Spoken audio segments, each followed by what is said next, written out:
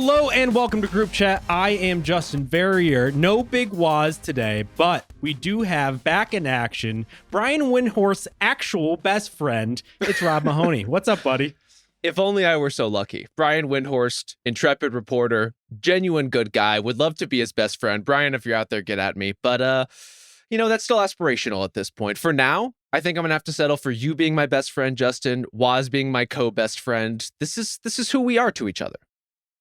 I just got to say up top, I don't know how much we want to talk about the Stephen A. LeBron clash because it is everywhere at this point, which I find just perplexing for a variety of reasons.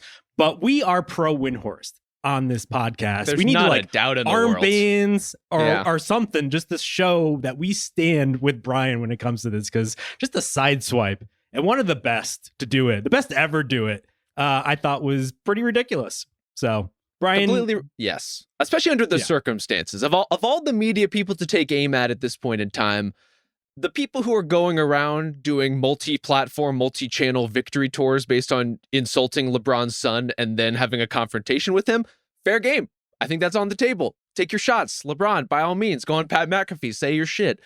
How Brian Windhorst got looped up in this, I don't really understand. But here we are.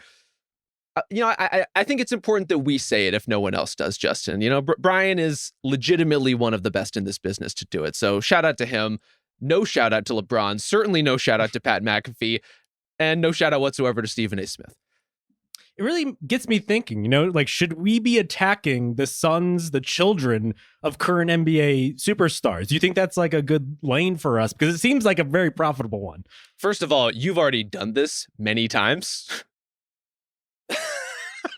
Am I going crazy? Off the top of my head, I'm remembering you and DeMar DeRozan's daughter and having takes about her interfering in NBA games. I remember you having some Deuce takes, maybe even some Curry children takes at the press conferences. Okay, you're right. There is a pretty long track record. I'm just saying, like you've been out in these streets. If anything, maybe you should be mad at Stephen A. for trying to bite your bit. That's right. I should be. I gotta say, I see a Deuce video every other day at this point. You need to get the camera away from that child. He's too overexposed at this point. But yeah, no, the whole thing has just been so crazy to me. I think the one takeaway I have from this, not actually about who's right or anything like that, is I never want to hear another nerd say that the reason why the NBA ratings are down, that the NBA is maybe in a weird spot going forward because, maybe social media, all this other stuff.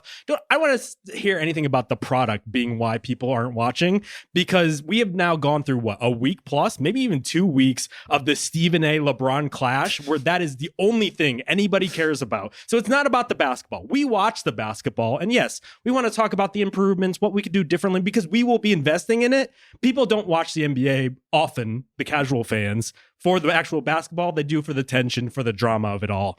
And so just no more we need to change too many 3-pointers, all this other stuff. It's not that. Just let me tell you. Well, there's also the LeBron aspect of that, who has been an advocate for let's talk about the game. Let's talk about the game. Let's talk about the game. Also, let me go on ESPN and air my grievances, which he is only human, fair enough, but we are trying to have it always, all the time. And I'm with you that ultimately you cannot extricate the game and the tension that you're talking about from the various beefs that are happening all around the league at any given point in time. It is part of the product. It has been part of the blood and the life of the sport for so long. I don't know why we would try to get rid of that. I think there's a way we can talk around it and incorporate all these things together.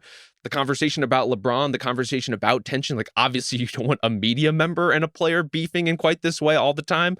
But as far as the tension on the court, I think it's mostly aided by a little animosity in the air.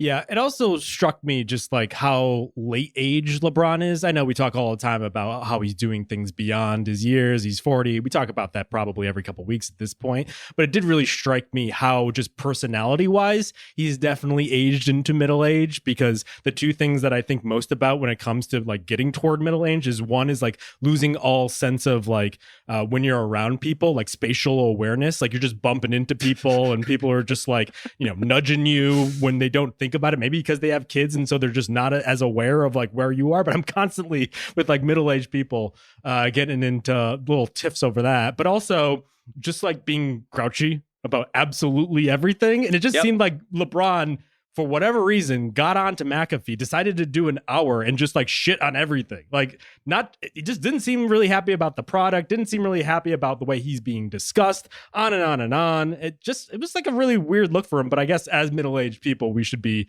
at least receptive of where he is. Absolutely. I mean, did you find anything deeply recognizable in those kinds of, that kind of grousing? Like, it must be comforting on some level to know, Justin, that even if you were blessed with extraordinary basketball abilities, that you were the best player of your generation and maybe of all time, that you have incredible privilege and wealth and power and have an unimpeachable place in the history of the game, that ultimately you would still be a little grouchy sometimes.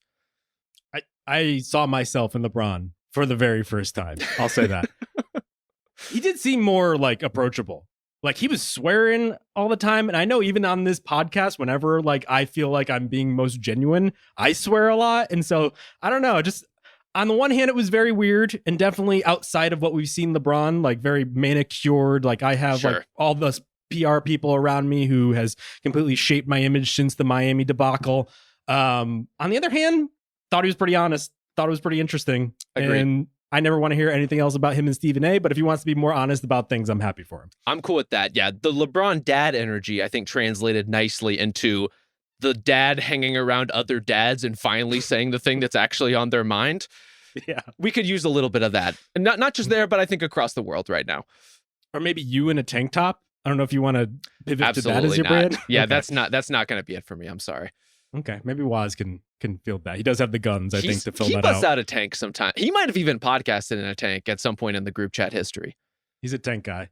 But we do watch the NBA, and so we are going to go through not only just like some of the basketball that's happening there, we're going to go through some of the worst basketball that's been happening of late, because we are doing the second half of our 2-part podcast where we say, or at least try to say, nice things about the worst teams in the NBA, the absolute shit of the NBA. We are going to put a bloom on all that. We did the East last week. We're going to do the West this week. A little bit more difficult because technically the Suns and the Mavs are tied for 10th. The Suns, I believe, get the tiebreakers at this point, but we'll see going forward. But as we're recording this on Thursday afternoon, they're tied. So we're going to do both of them because Waz isn't here. So I feel like we could let our freak flag fly a little bit. Absolutely. Along those lines, in addition to being a tank guy, our guy Waz, under the weather right now. We hope he gets better soon. Do you think Waz got a little case of the Utah Jazz flu? Do you think he saw the slate and was like, you know what? I'm not ready for these Jazz takes.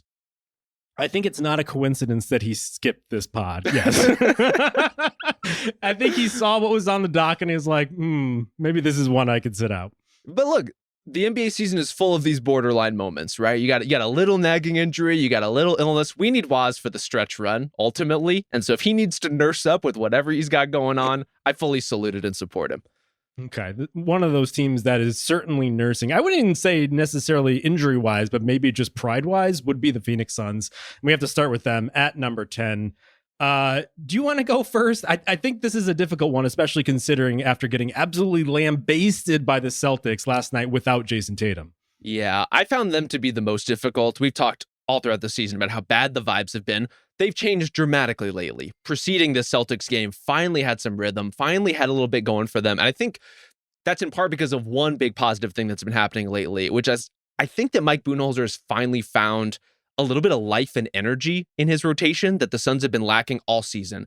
Colin Gillespie in the starting lineup, Ryan Dunn, Oso Ighodaro, Cody Martin's been a nice boost for this team in that regard. Like, they've actually found a little bit of juice, and they have the creation, they have the scores. Like, we know that. The question has always been around the edges of that. What do the lineups look like? Are those guys doing the role player things? And I think the Suns are finally doing some of that stuff in a way that is certainly more pleasant to watch than it was earlier this year.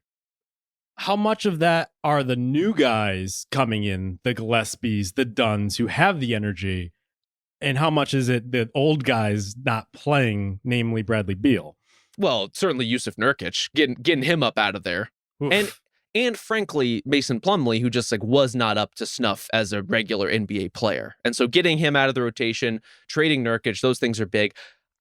At this point, I find myself being a bit of a Beal apologist. I think he's been put in a tough spot in a role that doesn't particularly suit him in Phoenix ultimately, but has been a pretty good player having an okay season. he just isn't, as you allude to, the kind of player that they need, the kind of role player, the kind of effort defender, the kind of, back cutter and offensive rebounder. Like, they need guys to do the shit that Booker and KD aren't as good at or just not as inclined to do. And Bradley Beal is not that. And so, yeah, changing over the nature of the rotation and getting some fresh blood in there. And I'll even say, to kill one of my darlings in the process, like Tyus Jones, I think was a little bit too measured and too calm and too overall like orderly in his style of play for what this team needs, which is someone who's going to get into people defensively, who's going to create a little bit of chaos out there. And Tyus Jones is not a chaos agent. So bring him off the bench, change things up a little bit, and ultimately you start to see a Suns team that finally has a little bit of life in it. They needed the chaotic energy of Colin Gillespie, just the madmen out there. I literally never would have predicted it. The fact that Colin Gillespie has stepped in, who preceding his son's tenure, I would say is most known as an NBA player for once looking at Jeff Green on the bench and calling him dad during a mic'd up moment. Now is not just a starter, but like an actual impact player in a lot of these games for Phoenix. It's completely wild to see. We've got some real good like jabs from the mic'd up moments of late. Not only that one, which I love, but also the Trendon Watford one, the you're having a down year, which we talked about on Monday's podcast. But like that was fucking precise. I'll say that, like, because Halliburton was like trying to come back. Well, it was earlier in the season, I guess, and I guess in totality, he is having a down year in comparison. I to think last season. he's like 3 months late on his group chat pods. Trendon Watford is like he needs to catch up on the times, in which I would say Tyrese Halliburton has not been disappointing for quite some time, nor have the Pacers. It was just like a very specific like cut, and I think it really got to Halliburton, which is why he was so mad and trying to argue with a bench player for the Nets in the same way you'll often find me arguing with people on Twitter just about the dumbest fucking things. So you, in this case, you are Tyrese Halliburton. I think so. Okay. Yeah. I just wanted to clear it out. I mean, you've said a lot of incendiary things about Tyrese Halliburton on this podcast and otherwise. I just wanted to clear the air a little bit. Maybe it's because I see myself in him. You know? Wow. Yeah. We're ultimately most frustrated with ourselves. That's very true. The Gillespie find, though, is so fascinating. Obviously, he was drafted by the Nuggets, and he went to the Suns because the Nuggets just didn't have a place to play him. The Suns have been quietly pretty good at getting some of these guys at the deep end of their rotation and finding some gems. I mean, Dunn's another one. I've always really liked his game. The shooting is kind of come and gone. And I do think he's going to have to shoot in order to be the type of player that we thought he could be earlier in the season. But not only Gillespie, but like Ty Jerome, I believe, started with the Suns, and he's gone on to a couple other teams, sure, but also ultimately found himself Tumani Kamara, a guy that we will certainly be talking about later in this podcast. Good Lord, do they need that guy? I think every team needs that guy, but I think the Suns in particular need that exact player. So unfortunately, the Suns have a good eye for talent. They just don't tend to keep these guys. And if anything, they've been trading these guys in order to bring back worse veteran players who just haven't been as helpful. And some of that's because of the financial constraints they've been in. They kind of have no choice but to search the bargain bins and search the second round and the undrafted ranks and find some good quality rotation players basically out of nowhere. You don't want to put yourself in that position, but if you're going to do it, at least they're turning out some reasonable NBA talent. I think the gap between what is reasonable and what is successful is why we're talking about the Suns now, as opposed to talking about them as like an actual playoff contender, which they may kind of worm their way in by default. If, Dallas, for example, drops off a little bit, there's room for them here, but their season is disappointing for a reason. I think we're finding the silver linings in it, but even those silver linings have their limitations. So one of those silver linings, or at least the one that I kind of want to zero in on here, is just Kevin Durant. Yeah. I was just watching him pull up from mid-range last night. It's just like, how many more years can this guy actually do this? Because obviously LeBron has gotten to the 40 age plateau here, or benchmark here. I have to wonder if KD is on that course. And because it seems like he cares most about his own legacy, or at least like him maximizing his own individual potential, maybe being so horse blinded to that he actually forgets the fact that he needs to have like good teammates and maybe make a little bit better decisions with the guys that he surrounds himself with. But Man, third best effective field goal percentage of his career, 27, 6-4. He's having another incredible year. We talked about going into the season that the Suns need to take more three-pointers, need to be less of a bagman and be a little bit more practical, pragmatic, and efficient. And like he's done that, 43% from three on the most attempts from three he's had in his entire career. So he's been just as good as he's ever been. And I start to think to myself, like, man, is his next contract gonna go into his 40s? I know the over 38 rule will cap him, but like I think he could play like 4 or 5 more years doing this. Yeah, he could play a long time. I mean, he's still an impact defender if you give him any reason to put in the work on that end and to rotate effectively.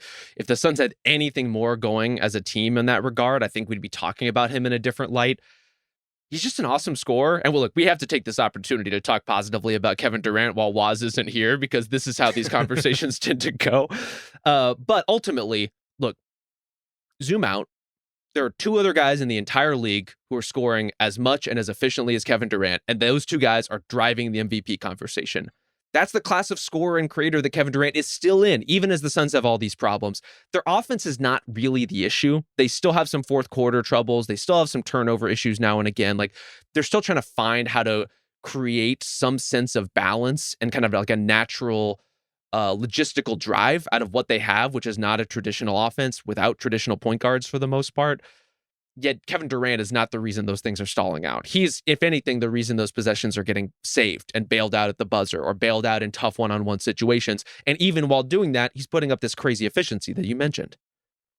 He's got to be, what, second team All-NBA, or at least in line. I haven't really done it, not even like the back of the envelope in a little while here. The one thing is he is going to come right up against the game played mark. He's at 60 right now with 9 to play, so he really has 9 games in order to play 5. And you wonder if things just hit a complete disaster zone that maybe they'll shut him down toward the end. Seems unlikely. I think he'll get there, but definitely in the mix for, if not second team, then certainly third, if you could just get past the fact that the Suns are a complete catastrophe and have been by far the biggest disappointment in the NBA this season. But yeah, no, I just keep thinking about like his legacy and what he can mean there. I do think the one thing that like I can't not see at this point is the fact that like his legs are so lithe that I do worry for his health long term more than I probably should. Maybe this is like latent, like him not being able to do a 1 bench press at the rookie combine 2 decades ago. But you know, this is a guy with major leg injuries, 2 of them in his career at this point, and just seeing the way his like legs kind of like bend almost like chickens, I'm like, man, I really just hope the wrong thing doesn't happen to him, because I think he's the type of guy who would want to just stick in the league for like as long as humanly possible. We see these coaches like Alvin Gentry, Doc Rivers, who just stay in the league in part because I think they just like hanging out in NBA arenas. Like, I think KD beyond his playing career will probably just be around in a way, because he's a real hooper, you know? This is what he does. Like, he doesn't want to go do anything else. He doesn't want to become a coach. He doesn't want to work in a front office. The dude wants to fucking ball. And to what we were talking about earlier, I think his skill set and his size give him an opportunity and like a runway to do that for a pretty long time. Like, he's always going to be a guy you could park on the perimeter and spot up and space the floor at a really high level and with a really high threat to like any opposing defense. What's going to change over time is his ability to manufacture those shots one-on-one, to run pick and roll, to be going downhill in any meaningful way, and of course, kind of what he's going to be defensively. But he's already so big and so long. I think there will be a place for him as long as his body holds up. So yeah, that is the variable. The lower body thing is always a concern with anyone his size, especially when it's not just his size that's so valuable. It's his ability to shift directions and change and pull up with balance. Having all those things as you move into your 40s is just unprecedented, really, in the NBA, even with someone like LeBron, who just doesn't quite play like Kevin Durant does. Yeah. Well, speaking of guys who can pull up in the mid-range and get whatever shot that they want, I think for the Dallas Mavericks, we need to talk about one Najee Marshall, who put up 38 goddamn points against the New York Knickerbockers, 1 assist. And I have to say, if you watch the highlight reel that I found on YouTube, the most popular one out there of his performance that night, the sizzle reel starts with his 1 assist, which is literally just him on beyond the arc passing to another guy at the top of the arc, and that guy immediately hitting a shot practically unguarded. And that was his 1 assist from the night, because this guy, who I think we all thought might be more of in the 3-and-D prototypical mold, but at least that was what he was to a certain extent with the New Orleans Pelicans, isn't hitting shots, isn't No. hitting 3-pointers. If anything, he's dribbling his way into the mid-range and shooting over the top. He's actually like the ball handling skills way more advanced than I ever expected, and maybe even the Dallas Mavericks expected, because they didn't expect him to be taking this many shots in an NBA game. But I have to say, like, on the one hand, probably needs to get the shot going in order to fit the role alongside some of the creators, the Kyries, the ADs that you need. But the fact that he has this other element into his game has been a pretty nice little find here as things are going to shit in Dallas left and right. They've done a pretty good job as a collective front office of finding guys like Najee Marshall, like Dante Exum, like Derrick Jones Jr. Like they have dug good role players off of other teams and put them in slightly adjacent roles. And all of a sudden you see different parts of their game really, really sing. I did not know Najee Marshall had this mid-range capability. I did not know he just apparently has one of the best floaters of anybody in the NBA. It's just a thing that he does on a regular basis now. And I think what's such a bummer about the Luka situation overall, and the Kyrie injury and the Anthony Davis injury, is that Najee Marshall has been so good, specifically filling the gaps for those stars when one guy has been out of the lineup, usually because of injury. But ideally, in a perfect world, Dallas would have two of those stars, and he would be a guy coming in off the bench or filling out the starting lineup who then, while Kyrie sits or AD sits or Luka sits, is giving you some of that production he's proven himself to be capable of. So it's just like a complete opportunity lost in so many ways for the peak Najee Marshall experience, which is a type of role player Dallas has not really had enough of and desperately needs, and the circumstances that would have really allowed him to thrive. I feel for him. I feel for the team. Like, this is one of those things where some of the things went right, and yet you shot yourself in the foot in such a colossal way by trading Luka Doncic. How sorry for you could I really feel? So he's shooting 28% from three. That's got to get up, my guy. Like, there's no way that you could survive on most teams as a role player shooting that percentage. But I just think, like, you know, if Kyrie comes back healthy and actually comes back, because he's almost certainly going to hit free agency this offseason and is going to be due a pretty healthy payday. If Kyrie's there, if AD's there, like, Najee's the exact type of guy you want with a little bit more dribbling juice in order to create, especially if Kyrie's getting blitzed and whatnot. I think he slots in very nicely into the future of the Mavs, if you do want to entertain the idea of a future of the Mavs at this point. He's also been, to give credit where it's due, the one assist game, I think, is not exactly representative of what his floor game looks like, because he's had a lot of really good facilitating efforts for Dallas in a way he's a good, like, passer. Like, he's a willing passer. He wants to play team basketball. A willing passer, not a visionary one, but by the nature of being as aggressive as he is and as good getting into space as he is and playing off of the roll and taking passes and doing things with it, knows where they need to go. And you've seen a bunch of games where he's wound up with kind of like Draymond Green type stat lines. And that's something that also the Mavericks really need, right? Like, if your best players are going to be Kyrie Irving post-return and Anthony Davis going into the future, you need good connecting passers. And whether the Mavs can afford to keep Najee Marshall, I think, is kind of another subplot to tack on to the can they keep Kyrie Irving question. It's also just a dog, you know? An absolute and that dude dog. Plays really hard, and you saw the effect that, like, his energy and just ferocity brought to the Pelicans last year. I do have to say, as I'm watching the bones of the Mavericks as they're just like trying and scraping Kai Jones minutes together, like two-way guys that they can only hold on to for a week or so because they have to get rid of them because they can't pay for a second two-way contract, although Kai Jones, hell yeah, got him back in there. Just like, this team plays hard. Like, there's a lot of professional pride, at least in-house, with this team. I keep thinking about, have you ever watched the David Simon series Treme? I actually have not. Okay, I think I was the only one to watch it, and I think I did so before I moved to New Orleans. So I'm on another level with just as like, research. Like, you just wanted to get to know the area better before you touch down. No, I actually just like found being around in the city was nice. I actually thought it was one of the better, more underrated Simon series, but I understand if people didn't want to watch it because it was a lot of atmospheric mumbo jumbo.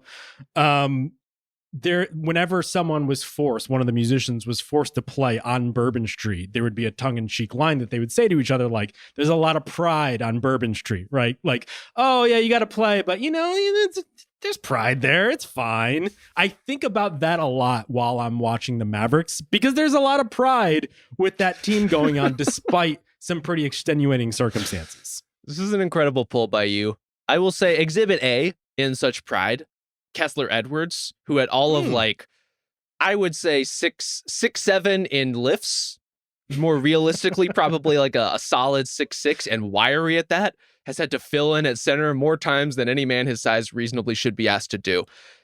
I wouldn't say he crushed it, but for a player of his particulars, of his physical build, did about as well as you could do in those circumstances. And I think definitively kind of proved himself as an NBA player. Another one of these guys we had profiled as a 3-and-D type, purely supporting role player. He is that in a sense, but he's also such a good cutter. He's so natural in kind of finding the pockets around the rim. I think he showed that you don't just want to park a Kessler Edwards in the corner. You want to put him in the dunker spot. You want to put him at that like 45 angle cut. Like you want to give him an opportunity to do some different kinds of things versus just be a static presence on the floor. That's a great turnout for a guy who basically was cast off by the Kings, among other teams, to find some footing in the league and to prove that in a desperate situation, you can call on a Kessler Edwards. You can fill minutes with a guy like this and ultimately like squeeze out some wins and be competitive in games that you have no business being competitive in. Wasn't someone a player with a podcast, and now they're like 90 bazillion player podcast, so I get them confused at this point, basically suggesting that Kessler Edwards wasn't even like a two-way NBA player at this point? Someone was like really going hard at Kessler Edwards, and I was like, that's a very weird gripe, but I'm here for it, guy. I believe the person you're talking about does not have a podcast, but it is former Sixers legend Nick Stauskas, also former Kings legend Nick Stauskas. That's and right. Yes. He did not imply that Kessler Edwards is not an NBA player. He straight up said, this dude is not an NBA player. And Nick Stauskas, You are wrong. I'm sorry. just heard it here first. Woefully wrong. Yeah. Who do you like in this 10th seed race? We talked about it a little bit on Monday with Pina. It's going to go down to the wire. Like I said, same record at this point. Do you think the Suns will ultimately pull out the last play-in spot, or do you like the Mavs? I kind of think the Suns will. I mean, getting Anthony Davis is a huge change in this race, ultimately. But the Suns have a little bit more to play for right now, and the Mavs, if we're all being honest, could really use a little bit of a lottery chance. Just like something to shift the luck in the room, because having a no Kyrie, injured Anthony Davis-led Mavs team that's basically a mash unit even now, trudge through a single playoff or a single play-in loss, I don't think is going to lift the spirits in any meaningful way. And these guys are playing hard and they are fighting for that opportunity. And so I don't want to deny them that.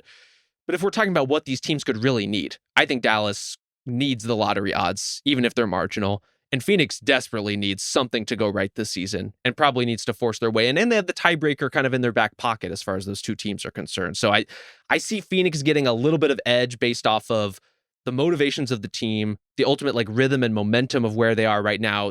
Giant Celtics loss aside, but who expected them to beat the Celtics? And ultimately just kind of like what they are starting to build with some of these role players in the lineup and the juice that they've been able to give them. So you are boots on the ground in Dallas this week? I mean, not in a professional capacity. Sure, but like boots on the ground. Actually, this is probably more of a war zone, which would be outside of the arena. Yeah, I was boots in a Mexican food restaurant. That was the kind of reporting that I was doing. Okay, how would you describe the vibe going on right now? Horrendous. Yeah. Like absolutely horrendous. Shout out to my friend Michael, who begs for a shout out on this podcast, a la Waz's various shout outs to his friends and State Farm representatives. I was hanging out with him over the weekend. If Waz knew him, he would be shouted out like 9 times. There's no doubt. But as I was spending time with him, it was like every 6 hours or so, he would remember that the Mavs traded Luka Doncic. It was like he was reliving the trauma. PTSD. Yeah. Absolutely, over and over and over again. And so I think there's the breed of people who like the Mavs who have sworn off the team and are done and have followed Luka to the Lakers or otherwise, or just kind of checked out on this season. There's the version that's just like perpetually angry and have stayed Mavs fans, but the rage is building, the protests are building. I'm very curious to see what the vibe is going to be like in the arena for Luka's return game, to say the least. And then there's just like a deep existential pain that comes with all of the various losses that the Mavs have suffered this season and previously, the way this is kind of tapping into some of the like frustrations over the way they lost Jalen Brunson previously, like the way that some other stars and superstars kind of passed the Mavs by or escaped out the back door. It's for a team that has some titles under its belt and literally just went to the finals last season. The idea that we are here talking about this team in those terms and Rick Welts is on the broadcast, like begging people to give the organization a chance to prove themselves. Yeah. You did this to yourselves. Like you chose this outcome. You didn't have to try to win people back. You could have just been winning games and probably had a nice, yet again, pretty successful playoff run with Luka Doncic on your team. Oftentimes it sounds like when people talk about what's been left over in Dallas, like it's after we vacated Vietnam, it's just like we just came back from the shit. You wouldn't believe what we saw over there. But this is why the Najee Marshalls are important. This is why the Kessler Edwardses are important. Like they need something to hold on to. And I want to give all due credit to this too. Like we're talking about the role player end of that spectrum. Kyrie Irving was awesome before he got hurt. Really good all year. Not just in terms of the shot creation, which Dallas so desperately needed, all the Kyrie stuff that we've become accustomed to and he's been lauded for, the handle, the finishing, the poise in crunch time situations, just has acclimated himself as a rather remarkable leader.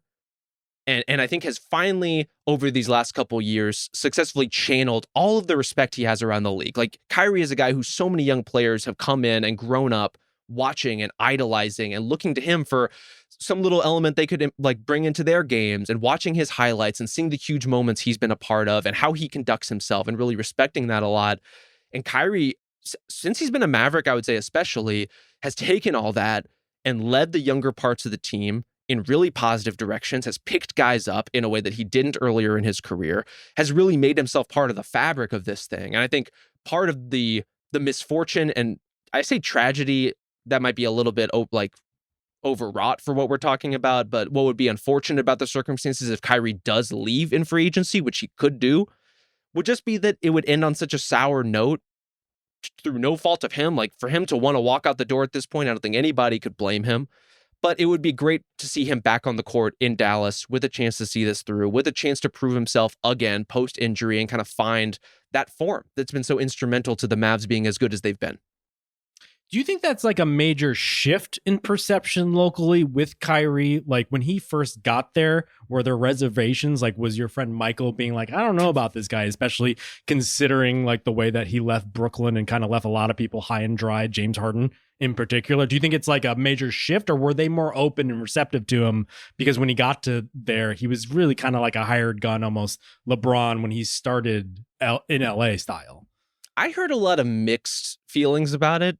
And polarized feeling about it, because Kyrie is just that kind of player, and especially at that point in time was stirring up so much shit with the Nets for all kinds of reasons. And the idea of this is the guy we're going to bank the future of this team on and our chance to build something around Luka on. He has aced basically every test that he could ace since that trade went down. And so whoever didn't believe in him at the time, and that's me included, like I did not think it was the right gamble to make given the stakes of everything involved. He proved me totally wrong. Proved a lot of people totally wrong. And that's why it just sucks to see him go down with an injury this major when he's also playing so well, in addition to everything he's doing off the court and in the locker room and for that organization. Like he's made himself a part of who the Mavericks are. And for them to miss that at this stage in the season when they're still trying to be competitive, it's just a really tough outcome for everybody. This episode is brought to you by State Farm. Basketball fans know that a great assist can change the game, and there's no greater assist than one from State Farm. State Farm is here to help you navigate the right coverage for your home, car, and more. Like a good neighbor, State Farm is there. State Farm, Bloomington, Illinois. Coverage options are selected by the customer. Availability and eligibility vary by state. Well, let's go now pivot to a more uplifting tale where my boots are on the ground, where my Bloodstones are on the ground. Yeah, pretty do regularly. we just clear out and you do a solid 30 on all of the Blazers storylines that you've been optimistic about? I almost feel like I need to abstain here because I have so much positivity on record at this point throughout the year about the Blazers. Like, if I add more, am I going over the top? I think you would be living your truth. I don't want you to suppress any ounce of who you are, Justin. Okay, I appreciate that. We appreciate that. Importantly, gotta let the freak flag fly, as it were. I have a couple I could really go to here, but I feel like I've talked a little about the Scoot Renaissance. I think we've talked ad nauseum at this point about the Denny Avdia Renaissance. I think oddly enough, I don't talk enough about Tumani Kamara, who has just been an absolute revelation for this team. Like, It's funny to me. It still feels like he hasn't pierced through into the mainstream, even though I watch this guy every game. I talk to people in the league. I talk to executives, and coaches will say it publicly. Players who have just gotten their asses like hounded for 30 plus minutes in a game talk about it pretty openly after the games. He's one of the best defenders in the league. And It's just kind of remarkable. I know he had that to him. I guess last year was more of like the prelude, the preview to what he's been this year. But like, he's guarding Shea. He's guarding Steph Curry. He's guarding every top perimeter player.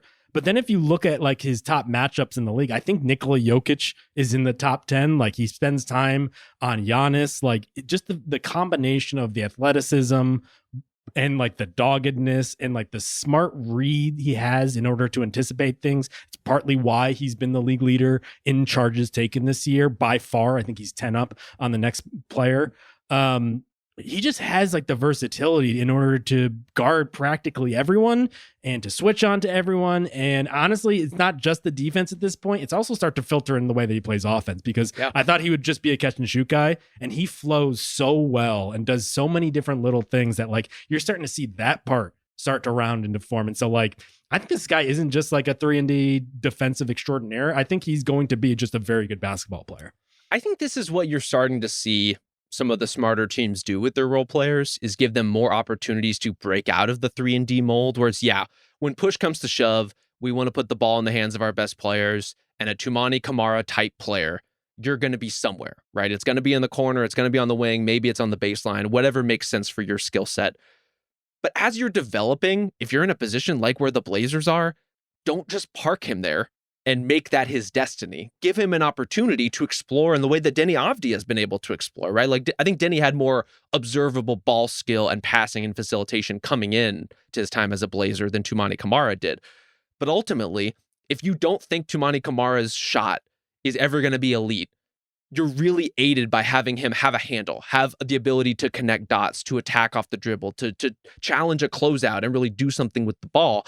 And I agree with you. Like, that's where he's really been pretty effective, and I think ultimately much more confident. But all of that hinges on the fact that his defense is so fucking good, and overwhelmingly so. And what he's missing, I think, as you were outlining the lag in perception for a guy like Tumani Kamara, who, just to be clear, should be under all defense consideration this year, even with the Blazers, in relative mediocrity / fighting for the play-in, however you want to define their season. Tumani Kamara is a deserving candidate. Oh God, that's a little sharp. I mean, that might be generous given what's going on. Hottest team in the league over the past month or two. I don't know that I would say that. Among the hottest teams in the league over the past 2 months. They are among some group of teams at some relative hotness. That is indeed a thing that's happening. But Tumani Kamara has been a huge part of it. His defense is a huge reason why their defense overall is quite solvent and pretty solid for a team that's as young as they are. And I saw a great stat from Owen Phillips, who has a substat called the F5 that I love. And it does a lot of good data journalism, among other things. And one of the stats that he pointed out was the top 50 players this season in defensive stops. That's steals, blocks that are recovered by the defense, and drawn offensive fouls overall. Number 1, Dyson Daniels. Maybe a candidate for Defensive Player of the Year. Certainly will make an all-defensive team. Has been awesome. We've talked about Dyson Daniels a lot. Number 2, Tumani Kamara. Ahead of all of these bigs, all of these, defenders of even greater acclaim, your Lou Dort types, your Amen Thompson types, right there with the best in the league as far as actually ending plays. And that's what you love to see from a player who can move his feet as well as Tumani can, who can shuffle, who has the size to have the positional flexibility you're talking about, Justin. He just looks like a switch monster, a stopper, like a defensive player of note to monitor for the rest of his career.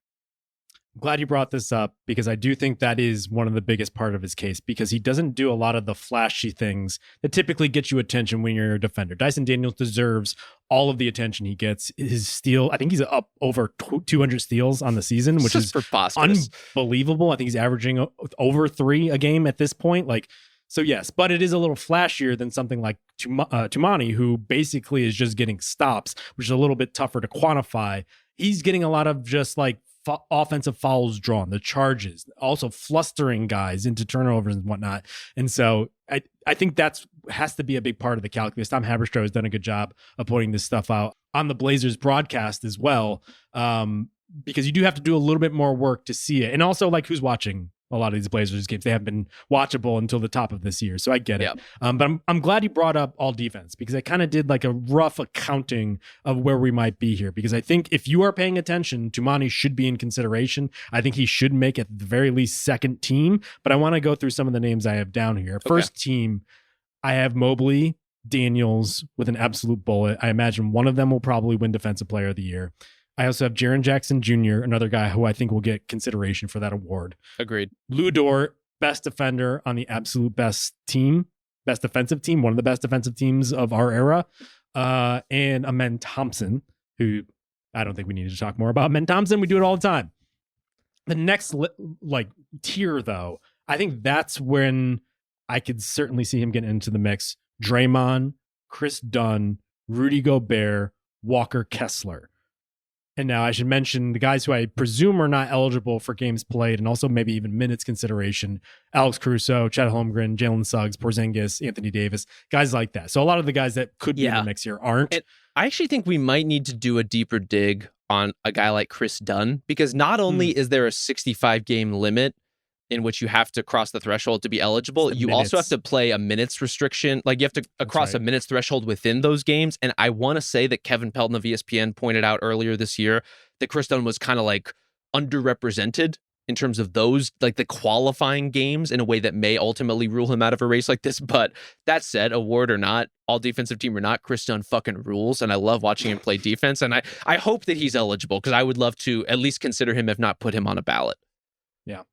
Did I miss anybody there? I think I would need to go through and see again who's like actually eligible for this, just given the games missed. But I think you hit the biggest ones. Giannis, maybe. I still think Rudy Gobert is deserving of consideration for this. I think his work for Minnesota is just woefully unremarked upon, given where that team is and the way that they've been able to pull their season together. OKC is interesting just because I think a number of guys could ultimately pull votes. And I would guess if you are a Shea MVP voter, you may also think highly of Shea's defense, which is very showy in a counting stats kind of way. Not to mention just, I think, overall quite solid for a star. And this is always where all defense gets interesting, is like the guys who get rewarded are often not the career role players who are defensive specialists. We tend to ultimately vote for guys who are like good offensive players, but also play great defense. And so I wonder if someone like Tumani might get boxed out for that reason, for the sake of, you know, a star who otherwise is maybe not as good of a defender as him, but relative to their workload, we like to lionize. I know that I'm not objective. If anything, I think I've crossed the homer threshold a couple pods ago. A couple pods? A couple months ago. But I will just say, as someone who watches him basically every game this season, who sees him live, who just appreciates just his progress and like what he's been able to do, he deserves not only consideration. I think it's like kind of criminal if he did not make at least second team. He's that good. He's good. One of the more thrilling players to watch on the floor. The fans love him, and I just think he's damn good. You know, so. I have other stuff down here, but I want to see the floor at some point to get in the other conversation. Well, I think we're on similar pages. I mean, I think you're right about Scoot. We've already probably talked about him and his improved shooting and his improved play overall enough, but we need to put a bullet on it, put a huge note and highlight next to him based on the way he's been able to turn his season and his career around. Shaedon Sharpe is a one-on-one scorer. I'm still incredibly impressed with. The other parts of his game sometimes leave me wanting, but what he does with the ball is undeniable and is such a key component of what you think he can ultimately be, right? Like, there are the litmus test elements of his game, otherwise passing, defense, floor game, all of these things. But what he does as a scorer is something that not a lot of players in the league can do. And so when you start from that place, you want to believe in everything else. You want to believe that the other elements of his game and ultimately the team can kind of pull together in a coherent way. I remain incredibly impressed and somewhat flabbergasted by the offense he's able to create out of really, really tough spots. Whatever dog is in Kamara just like does not exist in Shaedon Sharpe. I don't think so. If Kamara is a pit bull, then Shaden's like a poodle, you know, Italian greyhound or something. Like, there's he's a little too cuddly, you know. That's pretty good because he is very sleek and dynamic for sure. I'll give him this though. Despite him being super sleepy, and you almost want to like shake him and be like, "You're the most talented motherfucker on this court. You could literally float in the air. What are you doing?" Sometimes I will say like the shot has been atrocious this year, which is mildly concerning because it looks beautiful, and I think that is going to be his ultimate like path in the league. He has to be just like a knockdown shooter. He has to be just such a weapon offensively because the defense is probably going to wax and wane depending on how much he wants to give a shit. The fact that he has made a considered effort while the shooting has plateaued to drive the ball as much as humanly possible is a credit to him because good things happen to him. We talk about this on Press Row all the time. When Shaedon is aggressive, Phillips loves talking about this. When he gets downhill, good things happen. And I think to that point, like it's the at rim numbers of late. I think I saw it in like March or something like that. He's shooting like 80% at the rim or something like that. It's like kind of remarkable because he's just a super athlete. He could just make things happen. And that's why when we were doing the drafts a couple weeks ago, like I want to buy into him still because there's just so much talent overflowing with him. Yep. There's so many elements of the Blazers that I really like. And that's why they're so captivating as a team. Because it's like if they just had this or that, maybe it would all pull together in this way. If their key players just got a little bit older and a little bit more seasoned and started kind of refining their games, maybe this team would really pop. Donovan Clingan is another one of those guys for me where the games where Donovan Clingan hits, and by that I mean where he's just dominating the paint and turning everybody away. You see a coherent defensive future for the Blazers, and you see an incredible career for Donovan Clingan. That's not every game though, and it's not every matchup. And there are times where he gets in foul trouble. There's just like opponents who are not particularly good, like well suited for his style of defense and how slow-footed he kind of is. So I am eager to see him kind of like level out and become an every night sort of impact defender. But the nights where it's working are among my favorite nights of defense to watch of anyone in the league. Like he's just so massive and has such good facility and like good defensive touch, if that's a thing, and anticipation in terms of just like his ability to get hands on balls in the air. Not something that every big can do. I think he has a really, really good like innate timing that makes me very hopeful for the kind of rim protector he can be. The defense is going to be there. And so I can only see him having a floor of being like a situational shot blocking big. Like I think he's going to have a long career as long as he stays healthy and also really keeps the weight down of being just a go-to shot blocker. I think he's going to be one of the best in the league. He's just a massive human, even in comparison to other very good, very big NBA players. The touch offensively, I think is what really needs to come along because he's not really like a throw it down, just bully people around the rim, just even finisher at this point. And the touch is just like not really there. He kind of bobbles some passes here and there. Obviously the shooting is something that they're hoping will come around. He's taking those threes, and I think that's good for a team at this point in this stage of their development for him to be doing that, because if he could knock down one or two, it just warps the floor in ways that I think are going to be advantageous. But I think you saw against the Cavs the other night where he really would like, he was going for it. Maybe he was just pissed off that UConn got bounced in the NCAA tournament and his run, his legacy got disrupted a little bit there. But like he was going for it in a way that he typically doesn't. And I almost wonder if he's the type of kid, because he was such a low level prospect, because he kind of like hit those massive growth spurts and all of a sudden he's the big man on campus at UConn, like has a little imposter syndrome, which a lot of people do, podcasters and NBA players alike. Certainly. I think he really needs to like get up. And when you see that click in, when he does play with ferocity, like he's a completely different player. He just needs to do that half a season. I want to see half a season. I want to see every single game out there, but it's there. He's a big old boy, He can only be so bad. I mean, it just sounds like Portland needs some dog transplants. They need a little bit of a different bite and a different energy in some of these guys. Or in Clingan's case, maybe he's in more of like a dog share where he's splitting it with a former partner or something, and he doesn't have the dog in him all the time, but when it's there, you really respect it. Last thing I'll say here, because we're going on. This is literally the last one because we've talked too much about the Blazers. Like we got to keep it moving. No, this one's good though. Jeremy Grant hasn't had a very good season by any measure. Also just not playing of late, and I do wonder about the future of him with the team. I don't know if you've ever been to Jeremy Grant's Instagram, which is I've heard just tell of it, but I can't say I've spent a lot of time there. The legends are true, my friend. Because he might be the most Portland person I've ever encountered. And at one point I was in an Uber and there was like just like a cat in there. So there's like some wild things going on in Portland. Okay. Here are some recent things that he has done, which he has Instagrammed with great glee and excitement. He cooked meat on an outside grill. Like it's just like one of these like cool hip real videos of him doing a bunch of different things. Okay. But he's just like in a cast iron pan in the dark making some sort of meat. And I was like, okay, that's cool. He really is one of us. I don't know what to tell you. It's true. He was shopping for fabrics. Yep. He was sitting pensively on a log by the coast.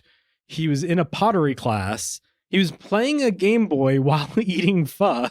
And then he was also either playing or watching someone with like some sort of sitar sort of instrument. Okay. Yeah. But it almost looked like a harp, but made of wood. It was like the wildest Well, aren't harps made of wood? No, but like more like beech wood, not necessarily like some handcrafted thing by an expert. Yeah. You think this was maybe a homemade instrument of some kind? I don't know what was going on, but this guy lives the type of life in Portland that I wish I'd had. And I would like to alert people that if you're not following him at this point, you should.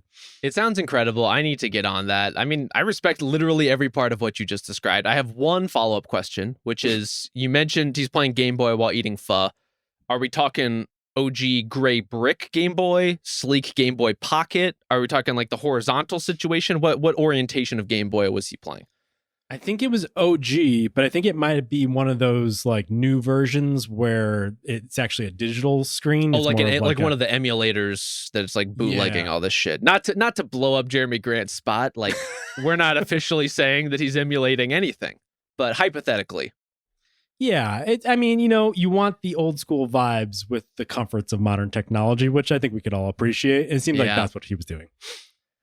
All right, let's keep it going. We got to get to the Spurs. Okay, we have 3 more teams. We're 15 minutes into this podcast. Jesus Christ. Next up, San Antonio Spurs. What do you got?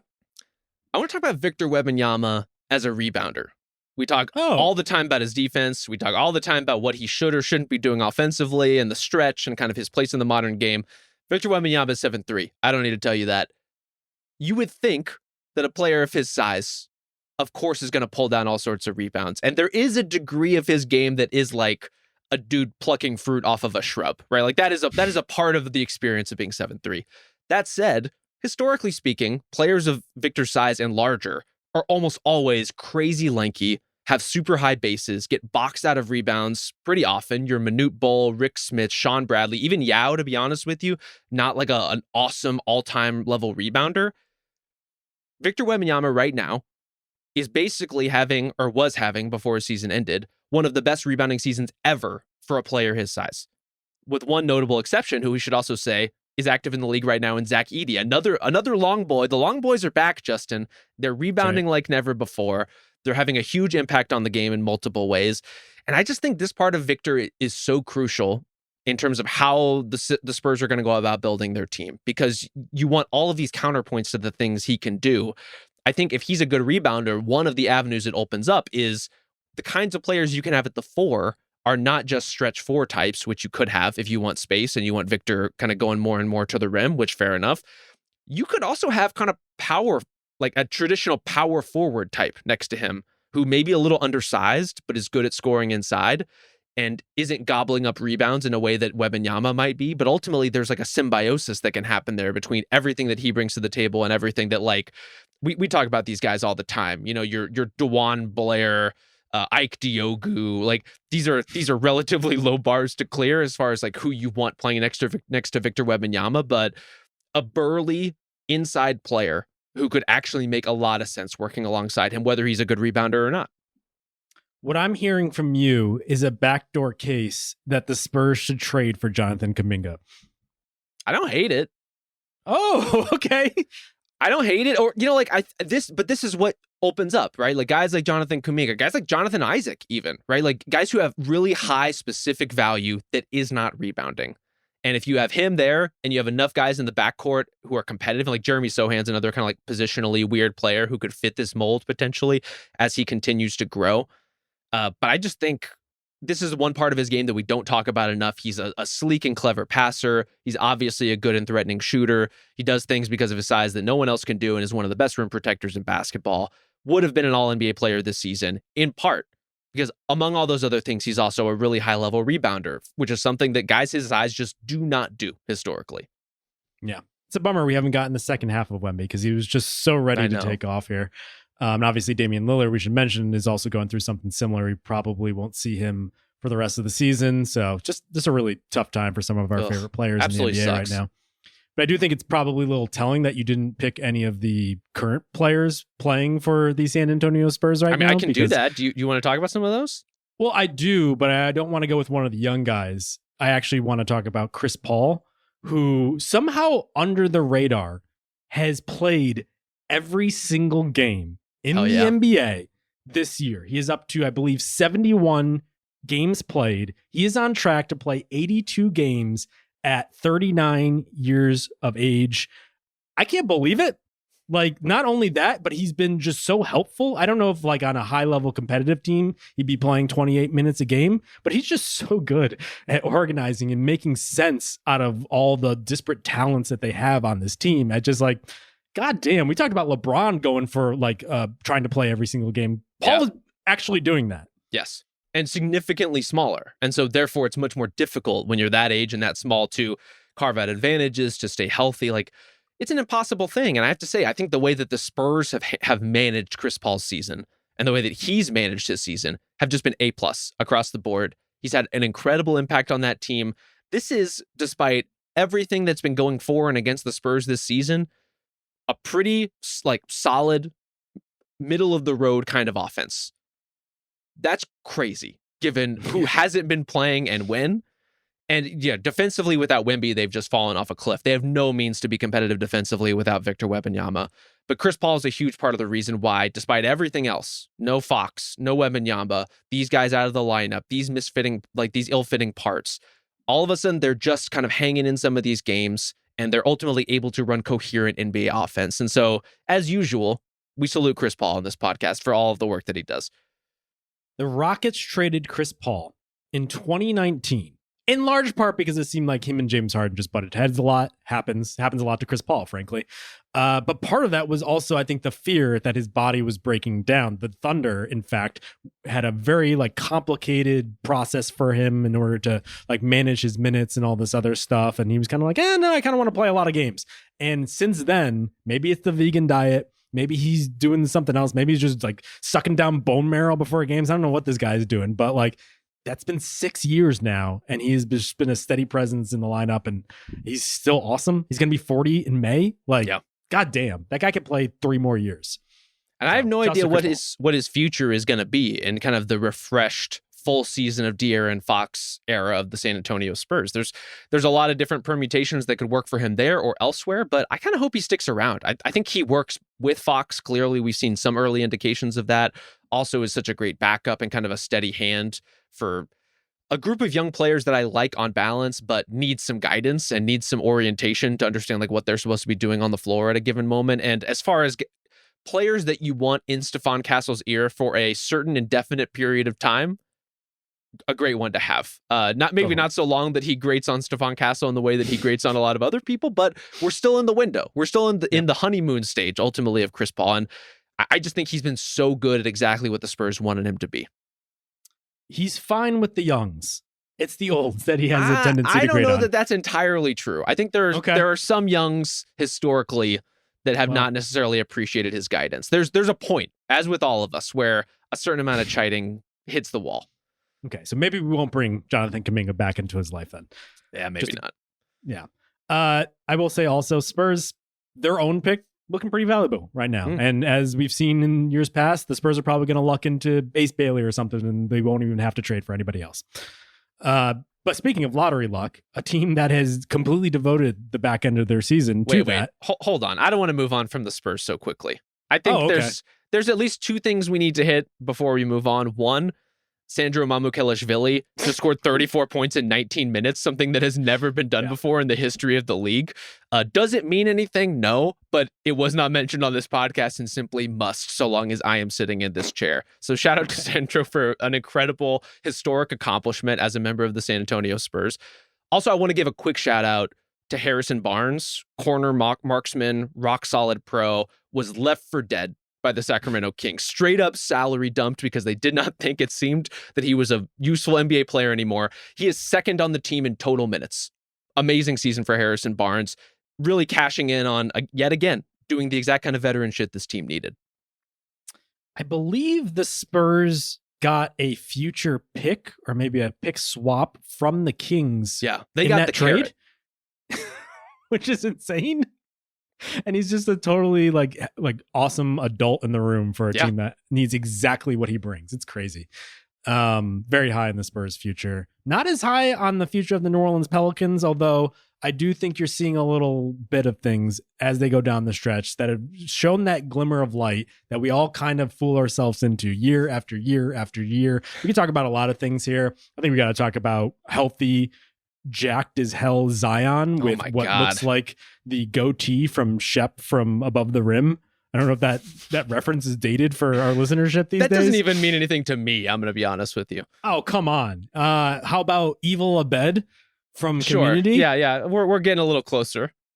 There was some like symbolic nature to him having the goatee because he means business, and good Lord, has he just played out of his mind. Now, has missed the last 3 games with, I believe, a back issue, which isn't great, and is the story of Zion that he is so fantastic that he just isn't available all the time in order to display those feats. But going back to our friend Owen Phillips, who I believe is a Ringer contributor back in the day, he has this stat that Zion is the most double-teamed player in the tracking history. So dating back to 2013, 2014, so over a decade at this point, Zion has been doubled more than any single player in that span. And not only that, the second most double team player, the gap between first and second is the same between second and 100.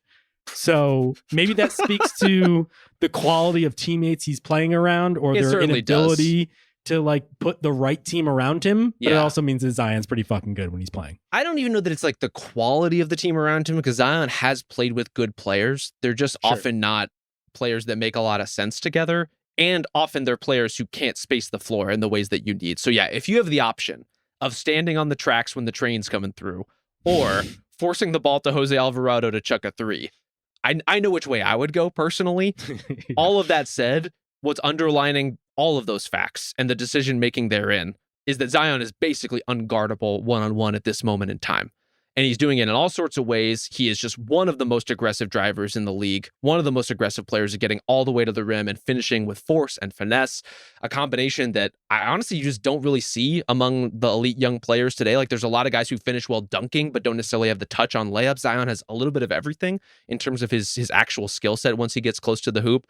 He's been awesome. And he's been awesome even in some ways that are a little surprising to me, to kind of like smuggle another pick in here as far as, you know, nice things to say about the Pelicans.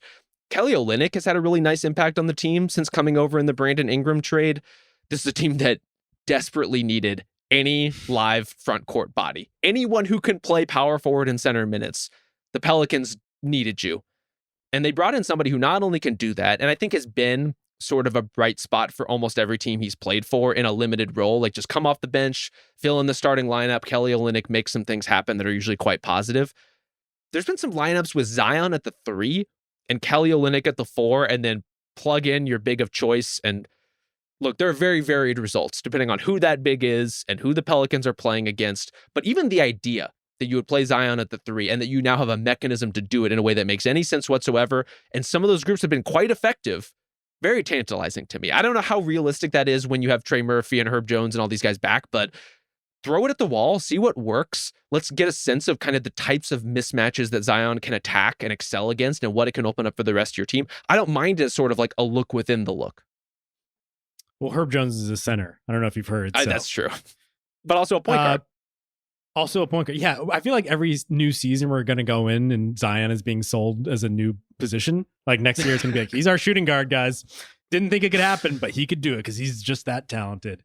I'm glad you highlighted Olynyk because I do like the bench players they got from Toronto in that trade for Ingram. Not only Bruce Brown, who's just like versatile in the way that you want and like fills gaps in the way you want around a talent like Zion, because Zion does something so well, but so specifically, you also want all the other guys around him to maybe chip in different areas in order to account for some of the things he doesn't do. For instance, like Brown is going to be a physical defender, but also like get on the boards and do like a little bit of playmaking, a little bit of shooting. Like he's exactly the type of guy you want around him. The same way like he served that role for Jokic. He will just do enough of the little things. But Olynyk is at this point been the career guy you turn to when you can't get an actual stretch big, like the one you want, in order to put next to your precious front court scorer. And he's so good at that. This is the thing. Yeah, like the irony is he's actually, as far as shooting, one of the few like actually good and reliable stretch bigs in recent NBA history. But maybe he doesn't give you enough of the other things that you want. Yes, although I will say, playmaking the other day, I know we're in the depths of March, but yeah, he had like 7 assists the other night, which was pretty incredible. Just so skilled. Yeah. And I also think he might like convince teams that he's more of a big than he actually is because he's so much bigger. He's like wider. He's a little girthier than like another like 4 or like a wing masquerading as a 4. He's like a 5 who should be a 4 and sometimes maybe even a 3 because defensively he just doesn't bring the wood. Sure. But he's like this perfect situational big you want in a rotation, specifically around Zion. Because if you want that option, yeah, let's put more juice on the floor and he's going to be able to knock down shots. So I really like what he's been able to do. I do too. I think ultimately, here's one of the things I like about New Orleans. I love that Willie Green is willing to let guys try stuff. And we saw that with Herb Jones last season, expanding his playmaking, bringing the ball up. We've seen him play some center at times, as you mentioned. We've also seen it through Trey Murphy, whose development has just been probably the single best story coming out of New Orleans this season and turning into the kind of guy who I don't think Trey Murphy's vision and playmaking is ever going to be at a super high star level per se. But going from stretch option and good kind of like wing complement to someone who now can be a legit 20 a game scorer running pick and roll, a dramatic change in everything that's happening in New Orleans, and sneakily part of the reason why trading Brandon Ingram and kind of moving on from that experiment is not such a bad idea and is totally manageable under these circumstances. There's still all these pieces that the Pelicans have to fit together, but now one of them can play a variety of roles from the wing. He's a natural kind of floating between 2, 3, 4. He can be on and off the ball. He's a plus defender. He's a good spacer if you need him to be just like purely a spot up guy while Zion cooks or whatever else you want to do. I just don't know what Trey Murphy can't do. And that's a great place to, if we're going to talk about what coalesced this year that actually bodes well for the Pelicans, that's got to be the one. Trey Murphy is definitely the new favorite Pelican among the bloggerati, you know, For like sure. Everyone at the Ringer fucking loves Trey Murphy. And if you follow our top 100 rankings, you could see him slowly climb those charts past Joel Embiid, the former MVP, because everybody loves what Trey Murphy does. And I also think people really respect how much time he puts into his game. Like the self-creation that he was flashing post Ingram trade. He had a couple 30, 40-point nights just because he typically in years past was more of a catch and shoot guy, but like he was making things happening often off the dribble, step backs, little side steps, little hesitation moves in order to get more to the rim. Like that guy seems like he's a real baghead. Like he really like takes the time to work on his craft. And so I could see him being even better than he was this year. Like I could see him being clearly like a number 2 guy on this team, like the next running mate that you want next to Zion, like a top 30 sort of talent. Like that guy's good. And in fact, that's like the entire Pelicans roster. Like I have to go to like the 10th and 11th spot before I just don't like a guy on their team. Yep. Unfortunately, they'll end up winning 30 games next year and nothing will change, but like they have the talent to do something different. This is why we have to have a rule on a group chat that we never trust the Pelicans, because on paper, there are always so many reasons that we want to believe in them. And frankly, even this year, they've been bad, just consistently bad. They have a weird roster that had zero continuity, given all the changes that they've made and how injured guys have been in the past.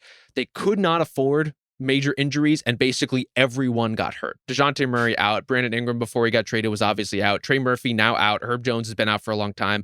Everyone but Zion, coincidentally, has had like a significant and long-term injury on this team.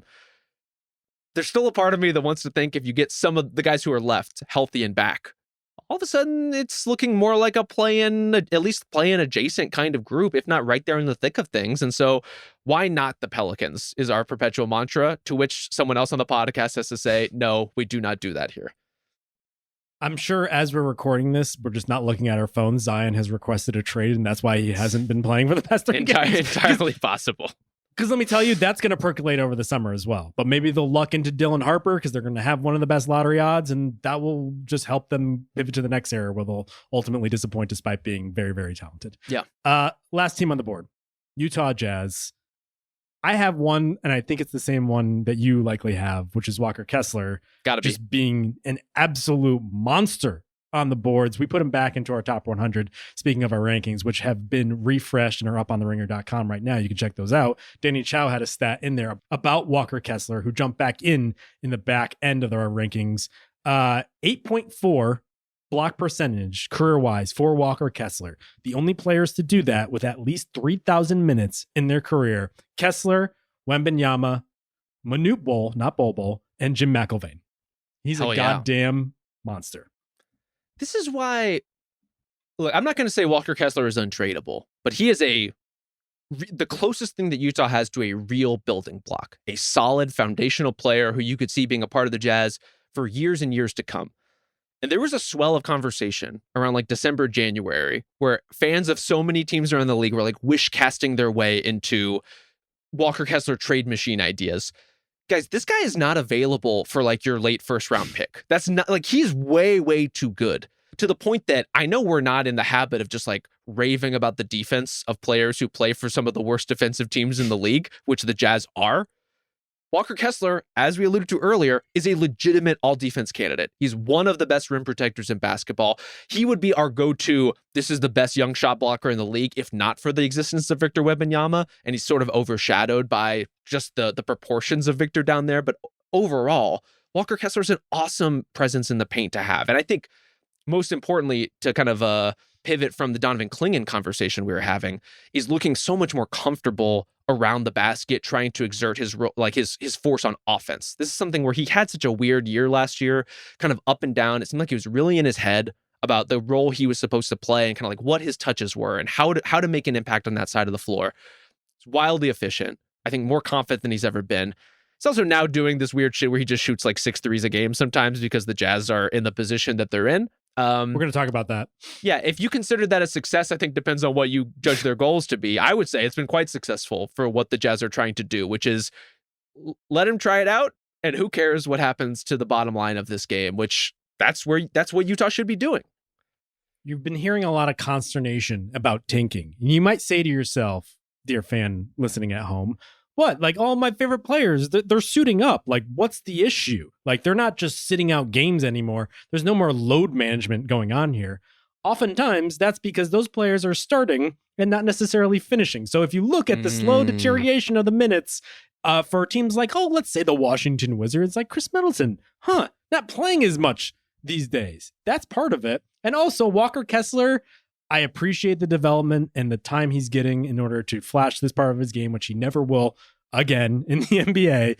But it is reaching Mark Madsen level of what the fuck are they letting this guy doing? Because he has taken 55 three-pointers in his career to date. 27 of them have come in the past 6 games. Not 6 weeks. Yeah. 6 games. He was 1 for 8, I believe, the other night. He is jacking, and it's fun to watch if you do find yourself watching a Jazz game. But like, good Lord, the Jazz are pulling out no stops in order to get flagged. I think as far as overall silver linings and nice things we could say about the Jazz, Walker Kessler is a huge one. Overall, though, this is just a team that through those sorts of tanking enterprises, like the performance art of Walker Kessler taking a bunch of threes, the lineup decisions of Will Hardy overall, which I would say are not optimized to like win tonight. They're optimized for development, which is totally fair given where this team is. The stash of draft capital that this team has at its disposal and is not like pushing in right now. And I'm not saying that they should. Lauri Markkanen, who, and I'll say the veterans across the board, like, there's news today that Jordan Clarkson is kind of shutting down for a while with some plantar fasciitis. Plantar fasciitis is a real thing. It's also a thing that players play through all the time, depending on its severity. I think there's a lot of like conservative timetables with the Jazz right now, like not rushing guys back, letting the veterans take their time on the IR. All of that is well and good. It is within the rules of what you're allowed to do if you're a team in the Jazz's position. What I'm trying to say is this is a team that could be a lot better if they had an interest in being a lot better. What I'm wondering, and this may depend on the way that the ping pong balls bounce in the lottery for the Jazz and who they end up getting. I'm a little worried that no matter what happens, Cooper flag or otherwise, they may be staring down another season of this. They may be staring down another season of slow burn development. And that might be healthy for the franchise overall, but might lead us next March to be having the same kind of conversation about the relative bright spots of the Utah Jazz. And I am eager and ready for the next phase of their development. I know no one wants to rush anything, but I would like to live in a world where Lauri Markkanen can play competitive basketball again. Yeah, I think he would as well. Although it seems like he's just hanging out, counting his money most of the time. Maybe it's a good life, good work on if the you weekends. Get it. I know. It sounds fucking sick. I will say if they do luck into flag, which they presumably will have some of the top odds in order to do so, I almost wonder if he's such a maniac. And the more and more you hear about like some of his work ethic stuff, he is absolutely like Kobe brained and some of his approach to doing stuff like this. Just like an unbelievable competitor. I don't think that they could be so bad, especially because like you mentioned, they have like 4 guys who are just like helpful NBA players, like Markkanen and all these other guys. They might be too good in order to bottom out for what would it be like the third time at this point. You only get 2 tanks is what I'm saying. And so if you get flag, you don't get another one, even though AJ DeBonsa's coming. And I know he's a Utah guy. He's a BYU guy coming up here. You got to be careful. You know, they might be too good next year for this exercise. They might be. I think ultimately with them, they could trade almost anybody. Like Lauri Markkanen included. Like if you were to tell me and ask me like who are the members of this team who will definitively be a part of the Utah Jazz renaissance, I would say Walker Kessler's the closest to an answer you're going to get. Other than that, I don't think there's anybody who's kind of really planted there. And that so the idea of like, oh, you're doing these many consecutive tanks, yes, in a way, but you're also kind of starting fresh with whoever they get. Like it sucks for a fan base. It sucks for people who are invested in watching Utah Jazz basketball grow. But it's just going to be a longer process, I think, for this team because they have the job security and they have the flexibility to see out the process. And I just hope on the other side of it, that stuff all pays off. Yeah. Speaking of which, we should plug Kyle Mann's Home and Away, where he went to Utah and explored some of these same issues. So give that a check out on youtube.com/RingerNBA, I believe. That's the one. Ringer NBA. There we go. Why don't we wrap it there? Because we've talked over an hour about really bad teams with no was. Like, what are we doing? We really like popped the cap here and just like had our best time. All right. Thank you to Isaiah Blakely on production. Thank you to Ben Cruz. We'll be back next week. Have something special in store for one of the episodes next week. So stay tuned for that. But we will talk to you then.